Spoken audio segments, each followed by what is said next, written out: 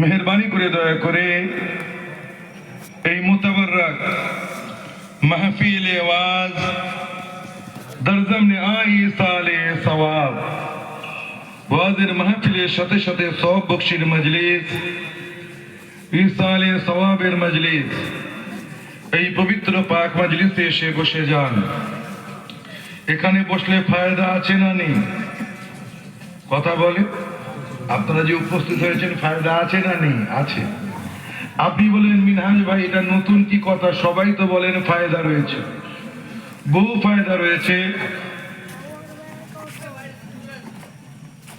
বেশুমার নেকি রয়েছে। তো কয়েকটি ফায়দার কথা আমিও বলি। কারা এখানে বসে রয়েছেন আর কারা বাইরে ঘুরে বেড়াচ্ছেন? কারা এখানে বসে সুবহানাল্লাহ আলহামদুলিল্লাহ পাঠ করছেন, আল্লাহর হামদ ও সানা করছেন? কারা মোবাইলে ইউটিউব সার্চিং ব্রাউজিং করছেন, ইনস্টাগ্রাম হোয়াটসঅ্যাপে চ্যাটিং করছেন? কারা গীবত গিল্লা চুগলখড়ি পরনিন্দা পরচর্চা করছেন? কারা বাইরে অযথা ঘুরে বেড়াচ্ছেন? আমার আল্লাহর কাছে খবর আছে না নেই? কথা বলেন। আছে। আর কারা এখানে বসে রয়েছেন সুবহানাল্লাহ আলহামদুলিল্লাহ পাঠ করছেন? আল্লাহর কাছে খবর আছে। আল্লাহর কাছেও খবর আছে, আমার নবীর কাছেও খবর আছে। বিনা দলিলে কোনো কথা বলি না।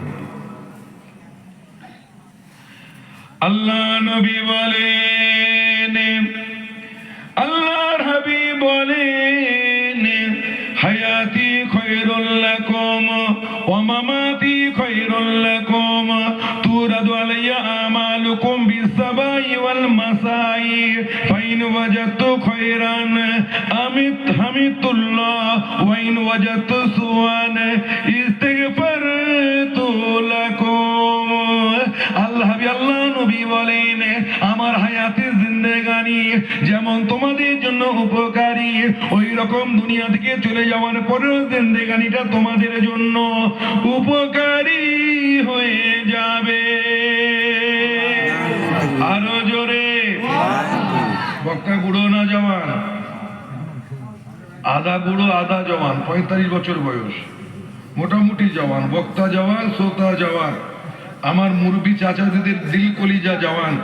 আওয়াজ হবে জওয়ানদের মতো, জোরে বলুন না সুবহানাল্লাহ। তো আমার নবী বলেন, আমার হায়াতে জিন্দেগানি তোমাদের জন্য যেমন উপকারী, ওই রকম দুনিয়া থেকে চলে যাওয়ার পরেও জিন্দেগানিটা তোমাদের জন্য উপকারী হয়ে যাবে। কেন বললেন? আমরা আহলে সুন্নাত ওয়াল জামাতের অনুগামী অনুসারী। আমাদের কনসেপ্ট, আমাদের আকীদা, আমাদের বিশ্বাস, আমার নবী হলেন হায়াতুন নবী। মরে গেছে, মরে গিয়ে মিটে গেছেন, শেষ হয়ে গেছেন, এরকম ব্যাপারে নেই। যা বলবো জামানাতের সাথে বলবো। মুসা নবী, আমার নবী যখন মেরাজ শরীফ থেকে ফিরলেন, কাবা শরীফের সেহানে বসে মেরাজ শরীফের বর্ণনা আমার রাসূল করছেন। তো আমার রাসূল পাক মেরাজ শরীফের ঘটনা বর্ণনা করতে করতে বললেন, রাআইতু মুসা ইউসাল্লি ফি কবরিহি, আমি মুসা সালামকে কবরের মধ্যে নামাজ পড়তে দেখেছি। বলুন সুবহানাল্লাহ। নামাজ পড়ার জন্য জিন্দা হতে হবে কি হবে না? अगर मूसा नबी अपने कब्र में जिंदा है तो हमारा नबी तो सैयदुल मुरसलीन है, क्या हमारा नबी अपने कब्र में जिंदा नहीं है? बोलो सुभान अल्लाह। अगर मूसा नबी का जिंदगी का ये आलम है तो हमारे नबी का जिंदगी का आलम क्या होगा? बोलो सुभान अल्लाह। अगर मूसा नबी अपने कब्र में जिंदा है तो हमारे नबी भी अपने कब्र में जिंदा है। बोलो सुभान अल्लाह। आम মানুষের লাশ কবরে পচে যেতে পারে। কথা বুঝতে পেরেছো? রূহ তো জিন্দা, লাশ পচে যেতে পারে। ওলিদের লাশ কবরে তাজা থাকতেও পারে, আবার নাও থাকতে পারে। কিন্তু আম্বিয়াদের লাশ মুবারককে আল্লাহ কবরেও সুরক্ষিত রাখেন, তাজা রাখেন, বলুন সুবহানাল্লাহ। আল্লাহ নবী বলেন, ইন্নাল্লাহ হারামা আলাল আরদি আন তাকুলা আজসাদাল আম্বিয়া, নিশ্চয় আল্লাহ রব্বুল আলামিন নবী রাসূলদের লাশকে খাওয়াকে মাটির জন্য হারাম করে দিয়েছে। ফানাবিউল্লাহি হাইয়ুন ইরযাফু, বরং নবীরা কবরে জীবিত, আল্লাহ পাক রব্বুল আলামিন নবীদিগকে কবরের মধ্যে রিজিক দান করে থাকেন, বলুন সুবহানাল্লাহ। তাহলে আল্লাহর নবীরা জিন্দা, বারজাকি হায়াত রয়েছে, তবে আমাদের বারজাকি হায়াতের চাইতে আম বান্দাদের কবরের জিন্দেগি হালাতের সাথে আল্লাহর নবীদের হালাতের আলাম অবস্থাটা আলাদা। কথা বুঝতে পেরেছেন? তার জন্যই তো আমার নবী বলেন, আমার হায়াতে জিন্দেগানি যেমন তোমাদের জন্য উপকারী, ওই রকম দুনিয়া থেকে চলে যাওয়ার পরেও জিন্দেগানিটা তোমাদের জন্য উপকারী হয়ে যাবে। কেন বললেন? আমার ভাই জানেরা, সকাল থেকে সন্ধ্যা পর্যন্ত কত নামাজ পড়লেন, কত ইবাদত বান্দেগি, তাসবিহ, তাহলিল, মুরাকাবা, মুশাহাদা করলেন, কত মানুষের হক আদায় দিলেন, কত মানুষের সাথে সৎ ব্যবহার করলেন, কত মা বাপের হক আদায় দিলেন। আমাদের নেক আমলগুলি আমার রাসূল সুদূর মদিনা শরীফের জমিনে আরাম ফরমাচ্ছেন। আমাদের রাসূল পাকের মাজার মুবারকে উম্মতের আমলগুলি ফেরেশতারা হাজির করে দেয়। আরেকটু জোরে সুবহানাল্লাহ কেন বলতে বলি বলুন তো? আমরা कलमाना मिनहाज का काम है, सुबहानअल्लाह कहलवाना मिनहाज का काम है, कहना आप लोगों का काम है, बोलूं सुबहानअल्लाह।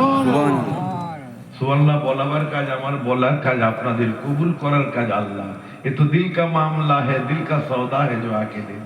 এটা অন্তরের ব্যাপার, বেশি ফোর্স করলে হয় না। ফোর্স করলে কি হয় জানেন? থামসামের বোতল খোলার মতো হয়, নাড়িয়ে খুললে ঝাঁঝ ওঠে, তারপরে আর ঝাঁঝ থাকে? জোরে বল, ঝাঁঝ থাকে তারপরে থাকে। আপনি সুবহানাল্লাহ বলবেন, আপনার আমল নামায় নেকি লেখা হবে, আমার হসলা আফজাই হবে, বলতে ভালো লাগবে।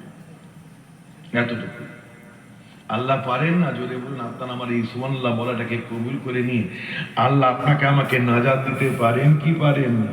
যাদের সন্দেহ আছে আসতে বলুন, যাদের সন্দেহ নেই জোরে বলুন, আল্লাহ পারেন কি পারেন না? ও আমার ভাই জানেরা, সকাল থেকে সন্ধ্যা পর্যন্ত কত বাদ আমল করলেন, কত গুনাহ করলেন, কত পাপ করলেন, কত পাবজি খেললেন, ফ্রি ফায়ার খেললেন, গীবত গিল্লা, চুগলখড়ি, পরনিন্দা, পরচর্চা হয়ে গেল। কারা নামাজ পড়েছেন, কারা পড়েননি, যারা নামাজ পড়েননি, যারা মা বাপের হক আদায় দেননি, মানুষের সাথে সৎ ব্যবহার করেন নাই, সকাল থেকে সন্ধ্যাটা গুনার কাজের মধ্য দিয়ে অতিবাহিত করে দিয়েছেন। আমাদের বাদামুল গুলিও আমার নবীর সামনে হাজির করে দেওয়া হয়।